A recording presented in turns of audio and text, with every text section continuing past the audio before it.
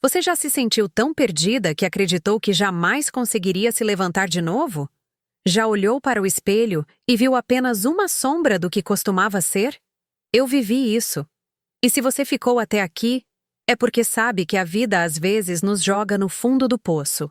Mas eu prometo que esta história vai te mostrar que até do abismo mais escuro a gente pode renascer. Então se inscreva no canal, ative o sininho, porque você vai querer acompanhar cada palavra do que vou contar agora. Meu nome é Helena, e esta é a história de como eu perdi tudo e me tornei tudo ao mesmo tempo. Eu tinha 28 anos quando descobri que estava grávida pela segunda vez. Meu filho mais velho, o Pedro, tinha apenas 3 anos, e já naquela época eu sentia que algo nele era diferente. Ele não olhava nos meus olhos como as outras crianças faziam. Não respondia quando eu chamava seu nome. Vivia em um mundo só dele, girando os mesmos brinquedos repetidamente, fascinado por padrões que eu não conseguia compreender. Meu coração de mãe sentia, mas eu ainda não tinha o diagnóstico. Ainda não tinha a palavra que explicaria tudo. Autismo. Quando contei para o Rodrigo que estava grávida de novo, esperei ver alegria em seus olhos. Esperei um abraço, um sorriso, qualquer coisa que me dissesse que estaríamos juntos naquilo. Mas o que vi foi pânico. Ele ficou pálido, passou a mão pelo rosto várias vezes e disse que precisava de ar.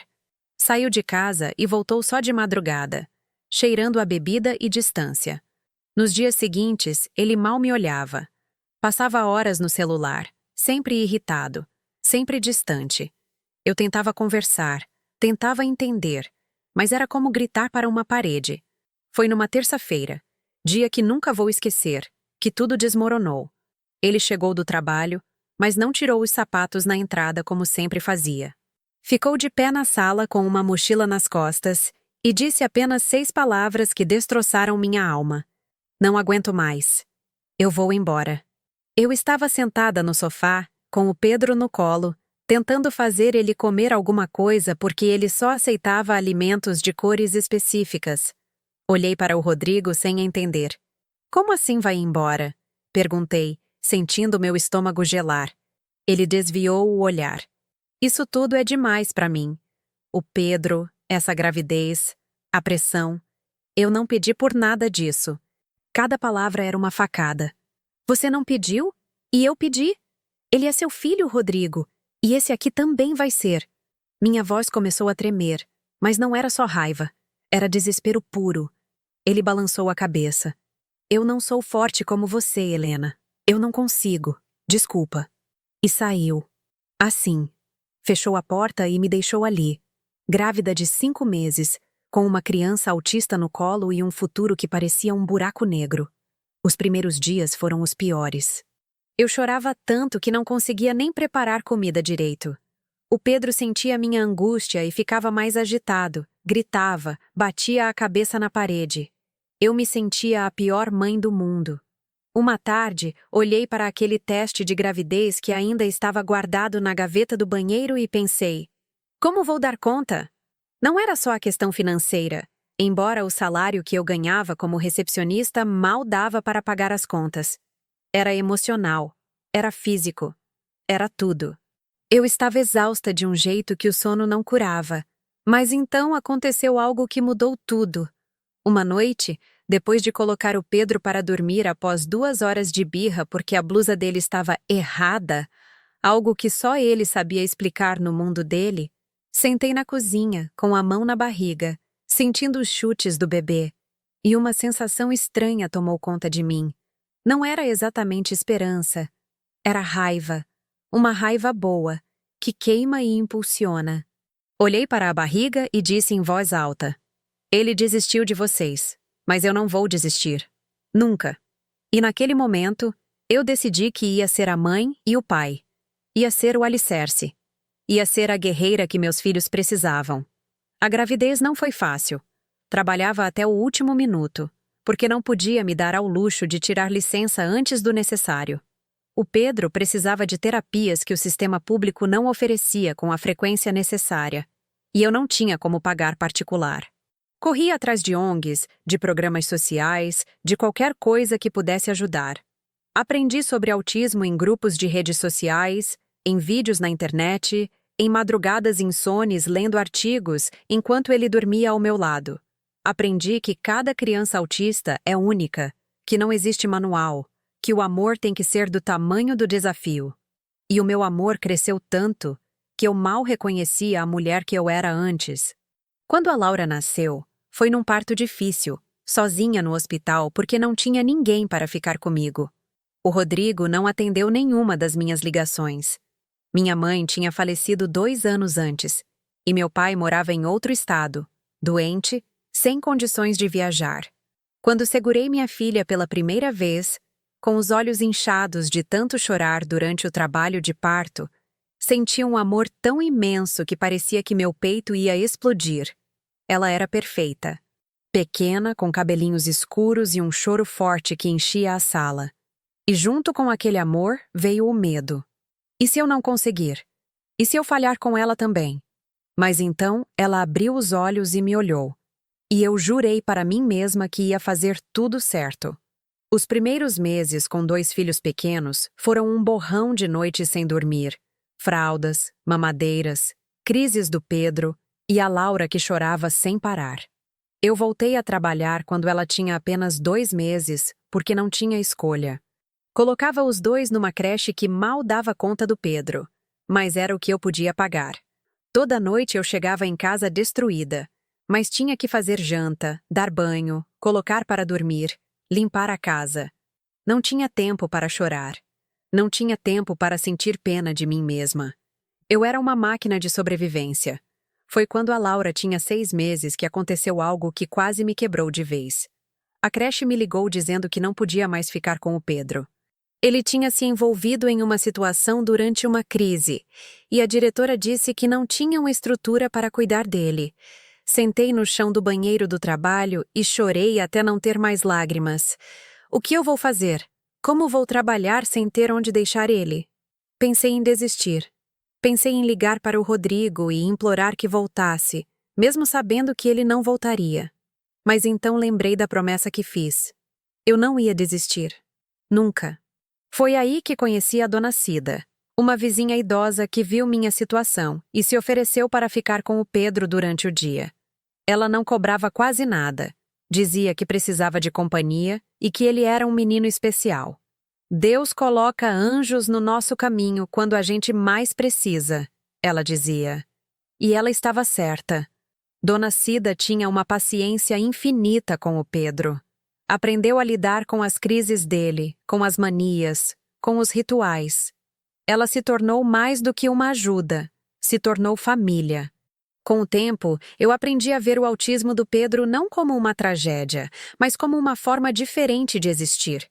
Aprendi que quando ele alinhava os carrinhos por cor, não era birra, era a forma dele organizar um mundo que parecia caótico demais.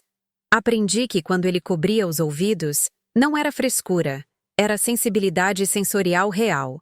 Aprendi a amá-lo exatamente como ele era, sem tentar moldá-lo no que a sociedade esperava.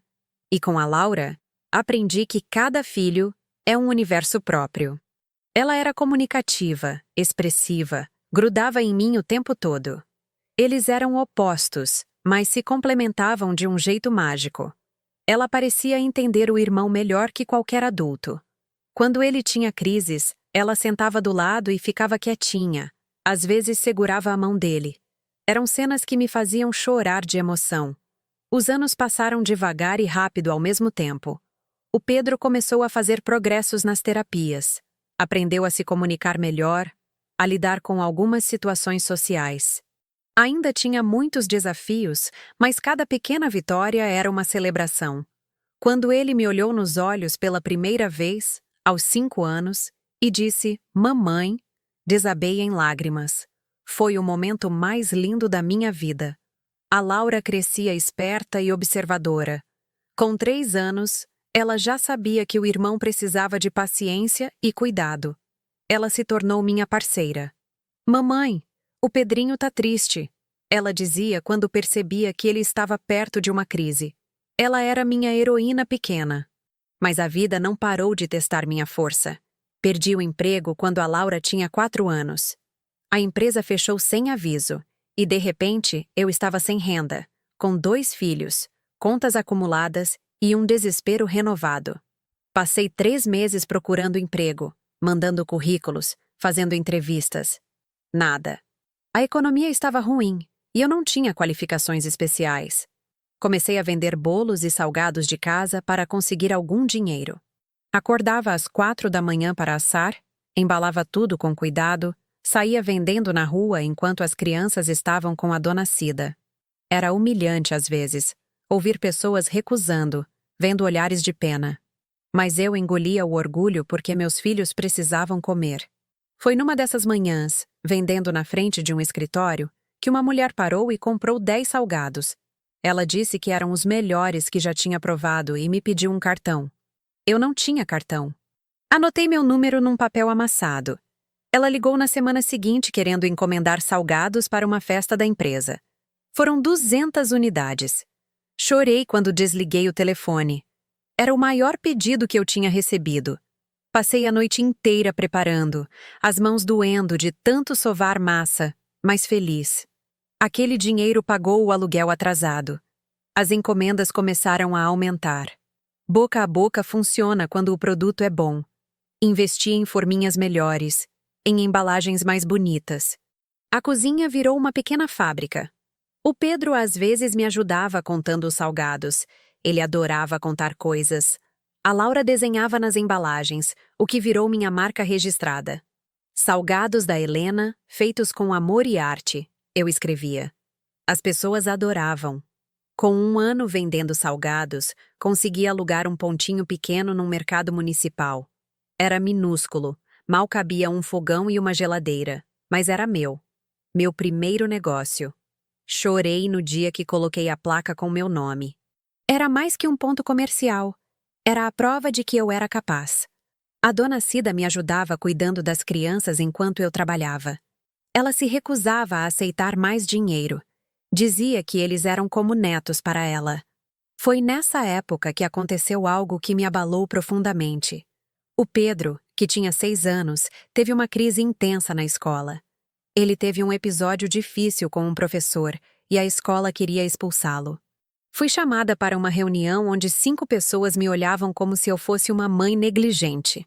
Seu filho precisa de uma escola especializada, disseram. Ele não tem condições de estar aqui. Senti meu sangue ferver. Meu filho tem o direito de estar numa escola regular. Ele é autista? Não é incapaz. Vocês que precisam se capacitar para lidar com ele. A discussão foi longa e desgastante. Eles ameaçaram chamar o conselho tutelar. Saí de lá tremendo de raiva e medo. E se eles tentassem tirar meus filhos de mim? E se dissessem que eu não tinha condições?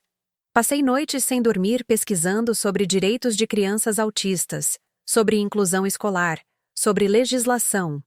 Procurei uma advogada de um serviço público gratuito que me ajudou a escrever uma carta formal para a escola, exigindo que cumprissem a lei de inclusão. Ameacei processar se expulsassem meu filho. Funcionou. Eles recuaram, mas a relação ficou tensa. O Pedro passou a ter um acompanhante terapêutico na escola, algo que eu consegui através de muita briga com o sistema de saúde. Foram meses de idas e vindas em secretarias, em postos de saúde, enchendo formulários, esperando horas em filas. Mas consegui, porque uma mãe de verdade não desiste nunca.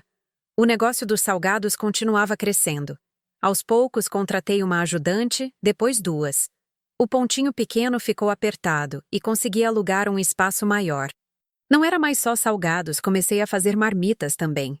Marmitas caseiras, feitas com carinho, com aquele tempero de comida de mãe.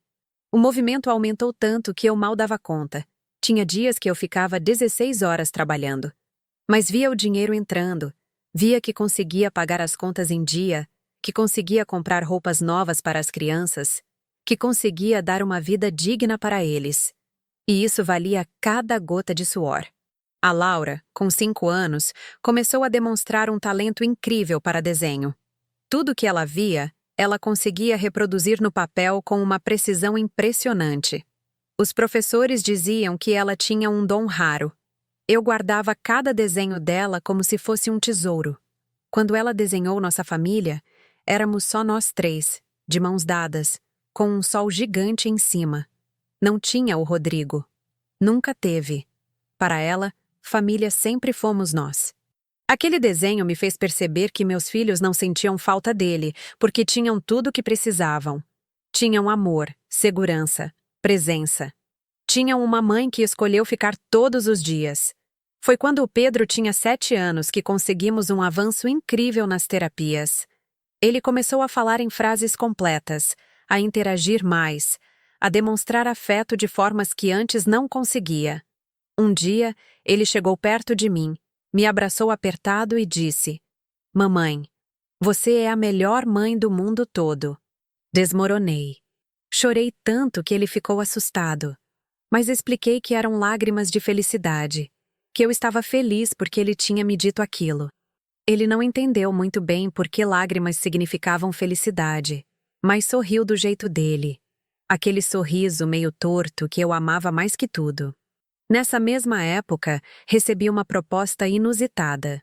Uma nutricionista que comprava marmitas comigo me propôs uma sociedade. Ela queria montar um negócio de marmitas fit e me convidou para ser a chefe. No começo, fiquei desconfiada. Já tinha sido abandonada antes, já tinha confiado e me decepcionado.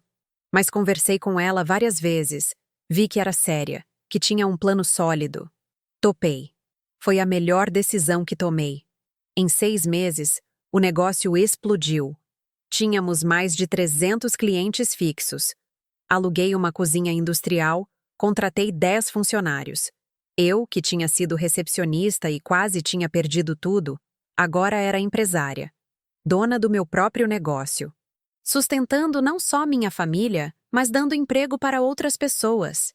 Com a situação financeira estável, consegui colocar o Pedro numa terapia mais intensiva e especializada. Os progressos foram impressionantes. Ele aprendeu a ler, a escrever, desenvolveu uma paixão enorme por dinossauros. Sabia o nome de todas as espécies, as eras geológicas, tudo. Os terapeutas diziam que ele tinha uma memória excepcional e que poderia ter um futuro brilhante se continuasse sendo estimulado. A Laura entrou numa escola de artes e se destacou em todas as atividades. Os trabalhos dela começaram a ser expostos em mostras locais. Ver meus filhos florescendo, cada um do seu jeito, era a recompensa de todos os dias difíceis.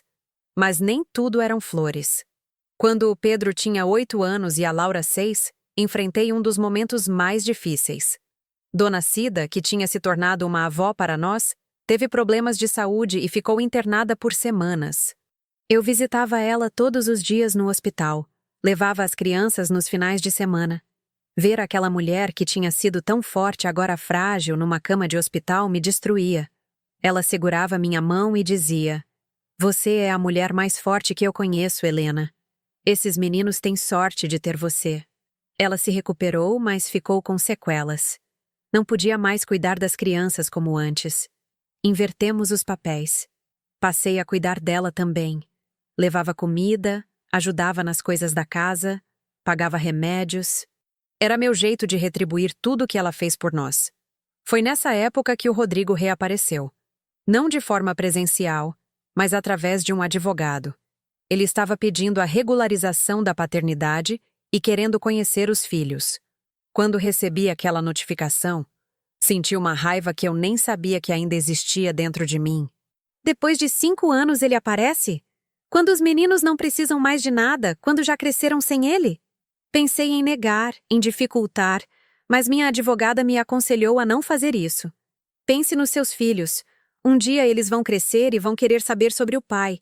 É melhor que seja em condições controladas agora do que um ressentimento depois. Concordei, mas com condições rígidas.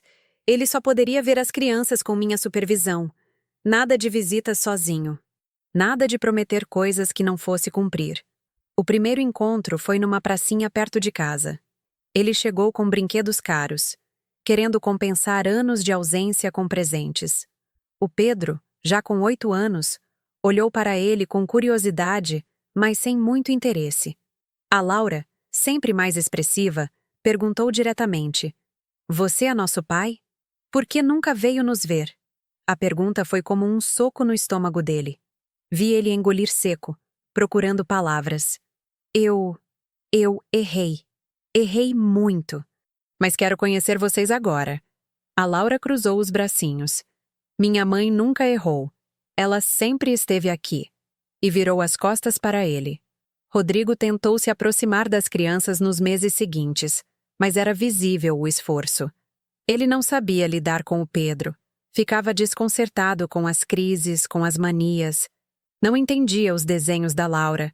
Não tinha paciência para ouvir as histórias dela. Aos poucos, as visitas foram espaçando. Ele arranjou desculpas, disse que o trabalho estava puxado, que estava viajando. Até que simplesmente parou de aparecer. E dessa vez, não senti nada. Nem raiva, nem tristeza. Só uma confirmação do que eu sempre soube. Ele não tinha estrutura emocional para ser pai. E estava tudo bem, porque meus filhos tinham algo muito melhor.